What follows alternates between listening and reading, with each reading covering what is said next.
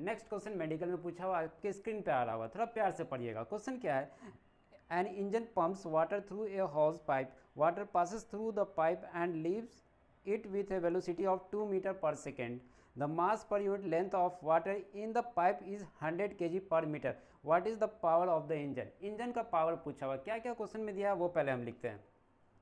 Question में दिया हुआ है, an engine pumps water through a hose pipe, water passes through a pipe and leaves velocity, velocity of water दिया हुआ है, कितना दिया, v इक्वल टू 2 मीटर पर सेकेंड। इतने मीटर पर सेकेंड से सपोज कर लो ये आपका हॉज है और इस हॉज से वाटर निकल रहा है, इसका वेलोसिटी क्या गिवन है, 2 मीटर पर सेकेंड गिवन है। अब क्या दिया हुआ है, the mass per unit length m/l, mass per unit length यानी कि m/l गिवन है, कितना दिया हुआ है, m/l इक्वल टू गिवन कितना है आपका, m/l 100 kg पर मीटर, 100 kg पर मीटर। देन आपको फाइंड क्या करना, पावर। तो पावर का फॉर्मूला क्या होता है, power equal to work done by time, ये होता है वर्क डन बाय टाइम।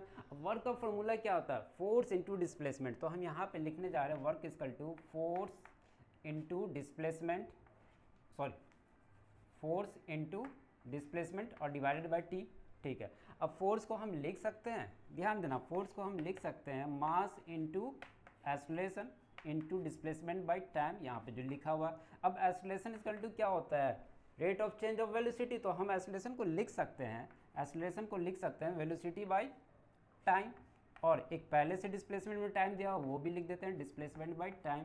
अब displacement by time equal to क्या होगा, वेलोसिटी होगा, लिख सकते हैं बिल्कुल। देन पावर इक्वल टू लिखेंगे हम मास इनटू वेलोसिटी, और यहाँ पे टाइम दिया हुआ और ये डिस्प्लेसमेंट में टाइम को हम लिख सकते हैं वेलोसिटी, और एक टाइम नीचे रह जाएगा। अब हम लिखेंगे mass velocity square divided by time, ठीक।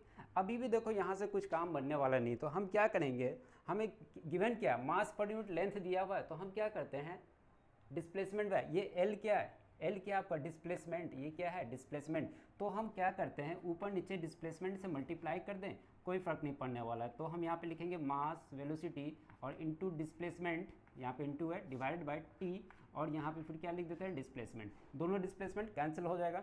अब आगे लिखते हैं। देन पावर इक्वल टू हम लिख सकते हैं, पावर इक्वल टू, ध्यान देना, m/s या m/ डिस्प्लेसमेंट, ठीक। एक ये रहा। अब देखो ध्यान देना, ये डिस्प्लेसमेंट और ये टाइम को हम क्या लिखेंगे, ये डिस्प्लेसमेंट, अच्छे पहले लिख लेते हैं, velocity bye, sorry displacement by time, ठीक। आगे बढ़ते हैं, यहाँ पे देखना, पावर इक्वल टू क्या है मेरे पास, थोड़ा सा नीचे लिख ले, पावर इक्वल टू क्या है मेरे पास, mass velocity square divided by displacement, और यहाँ पे क्या है, एस बाई टी को हम लिख सकते हैं वेलोसिटी, क्यों नहीं लिख सकते। देन पावर इक्वल टू हम लिखेंगे mv³ बाय डिस्प्लेसमेंट। अब देखो इसको फिर आगे लिखेंगे, mass, sorry power equal to mass per unit length into velocity का क्यूब। अब देखो क्या दिया हुआ है, मास पर यूनिट लेंथ, यही तो दिया हुआ, कितना दिया हुआ, 100, लिखते हैं 100, ओके। और वेलोसिटी कितना दिया, 2 का क्यूब करोगे तो कितना होगा, 2 का क्यूब 8 होगा। देन पावर इक्वल टू हम लिख सकते हैं 800 जूल। तो ऑप्शन नंबर करेक्ट ऑप्शन कौन सा है, अब ध्यान से देखो तो करेक्ट ऑप्शन कौन सा है, डी वाला करेक्ट ऑप्शन है। ओके, क्लियर हुआ, नोट कर ले।